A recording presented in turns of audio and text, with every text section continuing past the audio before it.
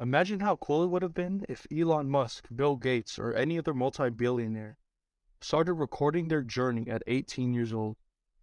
That's what I want to do to reach and serve as many people as I possibly can.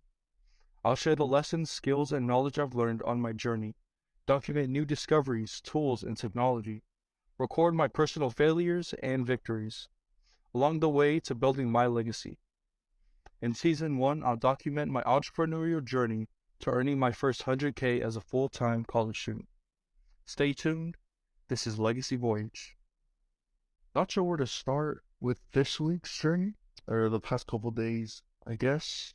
I'll share this new technology that I found called System.io. It's basically ClickFunnels but cheaper, so it offers all the same features. So that includes email marketing, CRM, funnel building, webinars, courses. It's pretty cool. And I think the coolest part about it is that there's a free version of it. So I'm gonna start playing around with System.io with the projects that I'm gonna start working on with Coach V and my internship with Mana Ecom or Dual Capital. But I should first talk about progress with Coach V. He was able to finish the video, so the lead magnet is completed. Basically, a lead magnet is what you exchange or email with the client. So the idea is that a customer or client will come to a website and then exchange this for their email, and then from that I can start emailing them different products or services that I have, and then from that start generating some income. And that's the plan there. What I have thought about recently is generating income because I've been looking at a whole bunch of courses that I would love to enroll in. For example, Grant Cardone just created a course. Russell Brunson always has courses out. There's this guy named uh, Vin Jiang. Vin Jiang is his name, and he has a really good course, or he has really good content on communication and how to speak. And I really want to buy his course down the road because I think it would just add so much value to what I'm doing and how I can better serve other people. While I was talking with Coach V, one of the things that I wanted him to do was repurposing his content. So Coach V runs a podcast or a show where he interviews people every week. So these are successful coaches just from all different industries, and the focus is on personal development and learning their story and how they have been able to develop themselves. And the idea with repurposing content is to basically cut that up into small slices, let's say a minute to 3 minutes each, and have 5 clips where you repurpose that content and then post it on other platforms. So basically, the idea is that on YouTube, he has this long 30 to an hour interview, and then from that, cutting it up and then posting that on YouTube Shorts, Instagram Reels, Facebook, and especially LinkedIn, because I think LinkedIn is where we're gonna focus on for Coach V because that's just such a big part of his target audience, which is married business executives. So we're really gonna start focusing on that. And then another thing with Coach V is a referral program. So System.io, the software I was mentioning before, is that it also does a referral program so that past clients like Coach V has had will be able to refer others, and then from that, uh, we could reward those customers. And one of the big things I was talking with Coach V about is that he should start recording his courses because his course right now is called Empowerment to Success. And the thing about it is that it's all live meetings. So what he's doing there is he's exchanging time for money. And in the early game, that's definitely gonna be what's happening. Like that's what I'm doing right now. Is well, I'm not making any money right now, but I'm just exchanging time for this outcome that's gonna happen. But what needs to happen is that he should record the courses.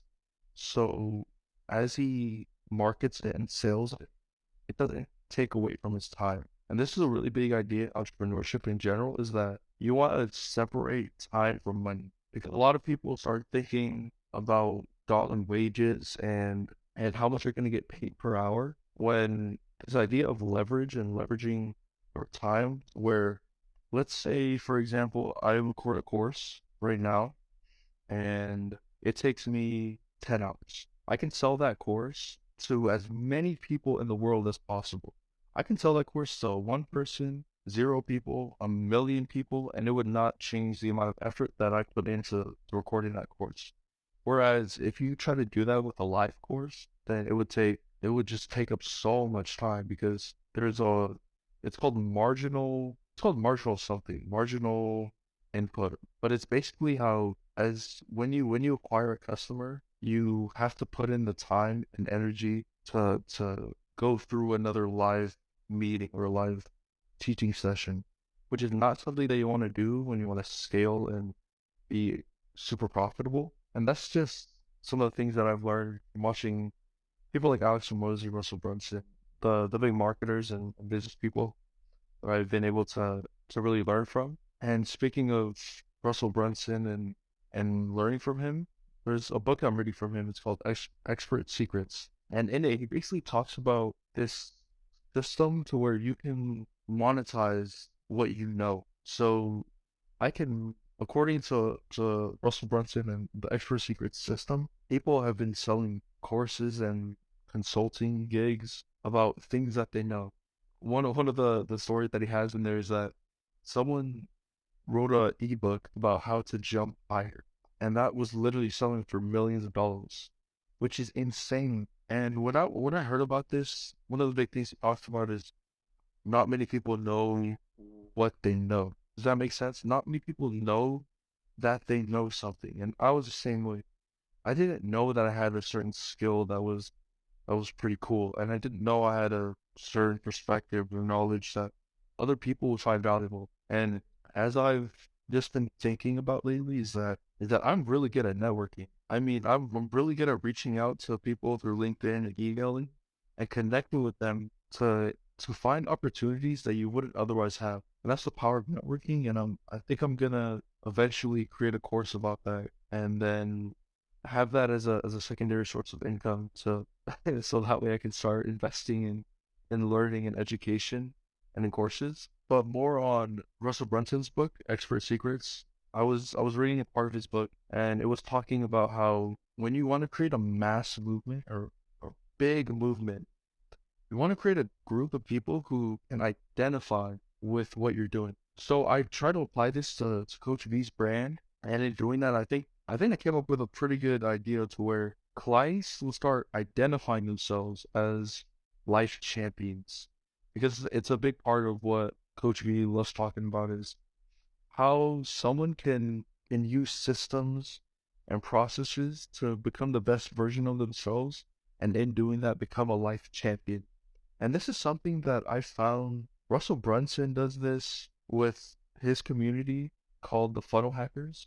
Big corporation, not big corporations, but from what I've seen, the big businesses that has worked with Russell Brunson, they all have created this community and culture around their brand and product. And that's really the goal with where I'm hoping to take Coach V, is to create this community and group of people. And then once I help Coach V with that and then start learning everything I can there, then I'm hoping to create that brand for myself and create a community of Polynesian entrepreneurs, Pacific Island entrepreneurs. And that's what I'm gonna hopefully go into in the coming months.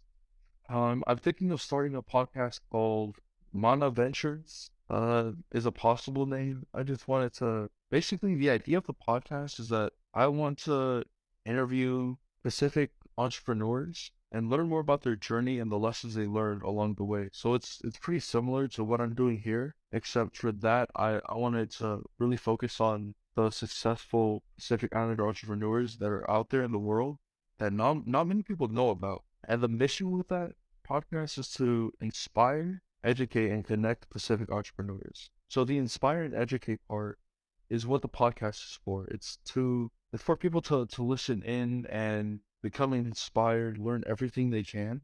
And then the connecting part is where once I have enough people and enough of an audience and a brand to where I can start connecting people who know a lot about marketing to people who don't know a lot about marketing but know a lot about mental health, connecting them together, and then they can go and create a business on the mental health part, and then the marketer can help them out there, or things like just things like that where I can connect people. And then the bigger part of that is I'm thinking of creating a LinkedIn group for the podcast. And the way it would work is only members who have been interviewed on the podcast are invited to the group, and the group will cost $1,000. But here's the kicker, or here's the most interesting part I think of what I want to do is that it's not $1,000 going into my pocket. It's $1,000 that they have to donate to some type of Pacific Islander Polynesian nonprofit, and that's what I'm looking into is a whole bunch of nonprofits that I could potentially just just help them out and then send them money. And the I got this idea from Alex Ramosi. Is that's how we started off in training clients, is that he would train them and then have them donate money to some type of charity. And I think the biggest reason why I want to do that is to just create as much goodwill as I can in my early days, because I'm so young. I feel like if I can really put a lot of effort into this podcast and take it to where I know it can be, I can make those connections, those really worthwhile connections early on, and then in the future use those connections and leverage it to the best that I can. Now, before I move on to the networking meetings I had over the past couple days, I first want to talk about Legacy Voyage and what it means to, and what legacy even means. Because I was listening to a podcast by Alex Ramosi, and he was really adamant about not pursuing a legacy because a legacy is so temporary. 100,000 years from now, no one is gonna remember your name. No one's gonna remember what you did or anything. And I think to that point, I would argue that building a legacy isn't about people knowing your name, isn't about people praising you or anything. I think what I'm trying to leave behind in the world is the impact that I have on people's lives. Because if I can impact, even if it's just one person and change their life to where they can go and inspire other Pacific Islander entrepreneurs or any other person, then that would completely change their life. And if I can bring that kind of success to the community and really make it known that there are these people out there who are starting companies, there are Pacific Islanders, Polynesians out there who are putting in the work and effort to create something that is going to be amazing. That's the type of legacy that I wanna have. And I think that's different from what other people are doing. Like from what Alex Ramosi is saying is that a legacy is has to be focused on your name, has to be focused on how many people remember you, how many people know who you are. But really what I think it's about is how many people you impacted, how many people you changed their lives, and because of you they were able to become super successful. Now, moving on, I was listening. I thought I keep talking about listening to other people's podcasts. I think podcasts are just a great way to take in information while you're doing other stuff. But I was listening to Layla Hormozi's podcast, Alex's wife, and she was just going over her best productivity habits, things that she does to where that has helped her become super successful and get things done in her life. And I definitely gonna make some type of consolidated list, step-by-step system of what I do to get things done as a student at Northwestern, which is a super tough school to be at. And then on top of that, having all these other projects that I want to pursue and responsibilities, and how I can balance all that out while still maintaining a social life, having friends and meeting new people. The biggest thing I will say with that is you gotta have a calendar. I mean, you have to have a calendar. And this is something that I didn't start until I was out here. I wish I would have started sooner so badly because it's helped me just organize my time. And I use Google Calendar. I think I haven't used any other calendars, but I think Google Calendar is just amazing. It's free. It's super easy to use and get into. But basically what I do is the night before every day, I go through my day and I schedule it out down to the minute. I mean, I wake up at a certain time, I do this thing at a certain time, I do this specific work at a certain time, I go to the gym at this time. And that's helped me to really organize my time into a way to where I can set this time aside for this specific project or this homework assignment or studying for this exam. And that really helps with getting things done. Because what I found is that if I don't have that in place, then I start losing track of time. I start scrolling through LinkedIn. That's all I got now. Or maybe watching videos on YouTube and just doing a lot of busy work. Work that really doesn't move me to where I want to be to reach my goals. It really doesn't help me in achieving the goals that I want to.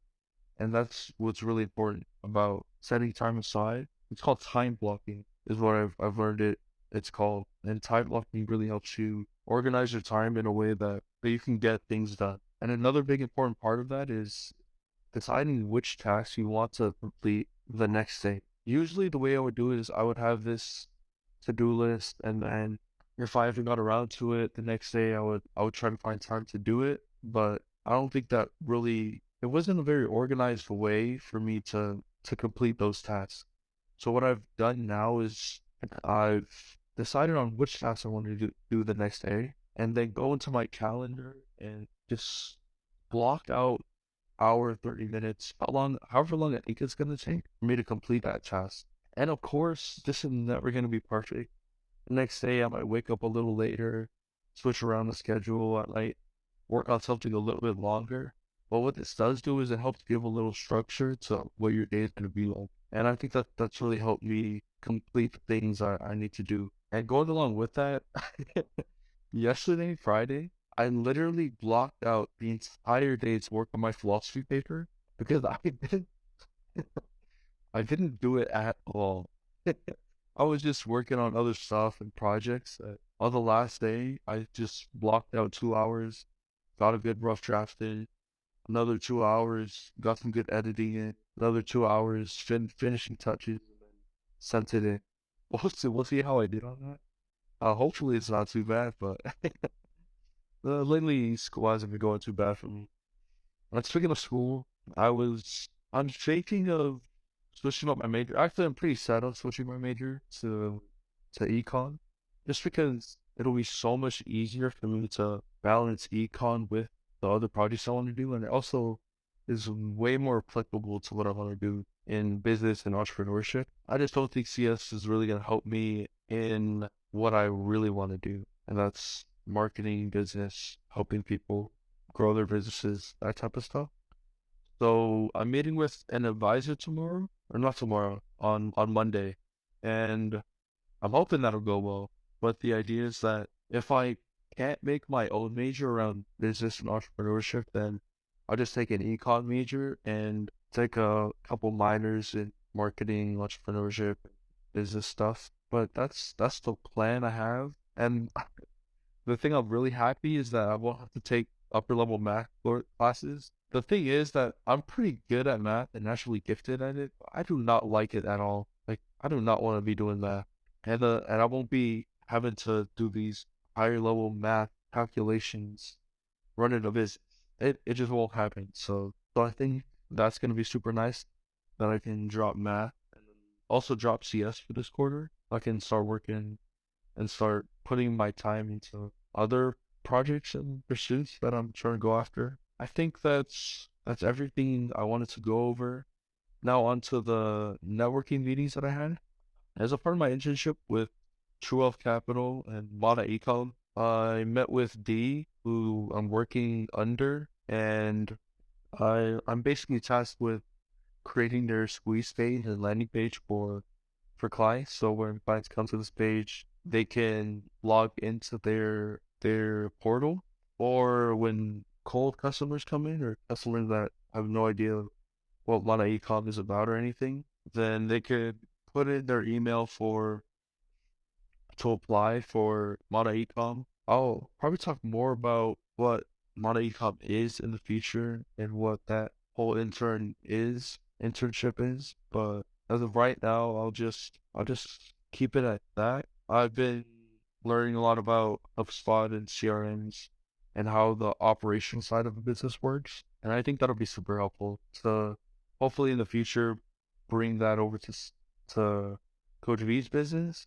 And then once I can get really good with CRMs, then implement it into other people's businesses. Another person I met with today is UW University of Washington graduate from he's in Seattle, and he started a digital marketing agency called Modern. His name is Kai Warren. I think he reached out to me through LinkedIn, but when I was talking to him, I'm just super excited for what he can do because marketing agency is what I wanted to start, and I think what he's doing and definitely it's pretty new. But he hadn't been able to get a consistent client base, but I was able to connect him with my uncle who's a concrete contractor, and hopefully they can work together and Kai can take ModernNet to the next level. And I'm hoping to have him on my podcast, Pacific Entrepreneurs. Now the big networking meeting I had 2 days ago, I think it was Kola Wolfbrand. This dude's a big deal.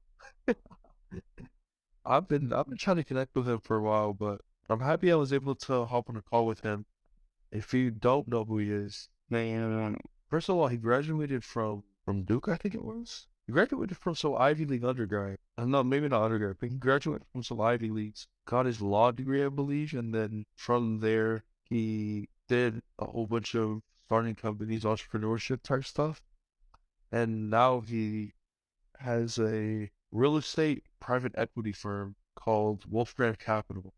And basically what they do is they pull together a whole bunch of money from investors and then put that money into hospitality real estate. So hotels and resorts. And then when he starts generating income on those assets, then he can take a cut of it and then give that money back to investors and hopefully make a return on his profit. He said that last year they were able to do something like 13%, which is pretty impressive. Pretty dang impressive. As I was talking with him, one of the things he said he was trying to focus on was vertical integration. So he found that with buying hospitality real estate assets, that there's a lot of construction that goes on, management of the property, insurance that he has to get, and what he's trying to do is create, or what he has done, is create a construction company, management company, insurance, so that he owns the entire process of buying and operating a hotel or a resort. What I did notice is that it doesn't seem like he has a very good system of finding investors to invest with him, which I think is super weird because I would expect that to be one of the big things he needs is for some type of marketing person to come in and find investors that come to him. And then those investors would just give him a ton of cash that he could go and put into these big time deals. And he did offer me some type of opportunity where I can hopefully help him on his marketing side. Honestly don't think I'm ready to get on his level because he'd work with millions and millions of dollars. Like, man, millions of dollars. Like, just thinking about that is crazy. But I think over the summer, we'll see. Because once I can learn a lot about Coach D and marketing with him, and then True Wealth Capital, marketing for them, and then marketing for my podcast and my personal brand, then maybe I could look into working with him eventually. I think that'd be super cool, and I'm looking forward to that. He said to definitely stay in touch and reach out sometime, so I'll for sure try to keep in touch with him. I think one of the biggest lessons that I took away from that meeting was that he said that he needed probably the most broad knowledge. So he knew a bit about buying a hotel, a bit about writing up the contract, a bit about all the processes and parts that goes into acquiring a hotel or a resort, but he wasn't an expert in any one of those fields. And this is really important in entrepreneurship. And I found is that when starting a business, especially in the early days, you're gonna have to do a bit of everything. And you don't have to become an expert in any one thing, but you do need to know a bit about everything. So this includes web design, web development, SEO, marketing, sales, finance, accounting, all of these things that you have to know a little bit about, but you don't really need to become an expert because once you're able to start generating income, then you outsource that to someone who does know a lot about that field. An example that he gave is that Goloa used to do a bunch of the finance stuff, but he was able to bring on David Bafuna, who I talked about earlier in an earlier episode. He was a Kellogg graduate, but he was able to bring on David Bafuna as the CFO to handle all the financial side. And that was just a big lesson that I took away from meeting with him. Now, eventually, I want to be able to. I really want to have him on the podcast, but I think that'll be definitely in the future. Or maybe I could just reach out to him and ask him. Because I think if I can get people like him who are doing these huge deals into the LinkedIn group and mastermind, then it would motivate other people to join in on the network. If I could maybe connect with Tony Fee now and have him on the podcast, that would be amazing. But the goal is to create this community where Polynesian Pacific Islander entrepreneurs can connect and hopefully inspire other people. I think that's it for this podcast. Yeah, I think I'll probably try to, from now on, start recording a voice memo right after the networking meeting so it's fresh on my mind and I wouldn't have to sit down for this hour and just try to recall everything I learned. But that's something that will probably happen next episode. We'll see. But till then, I'll talk to you.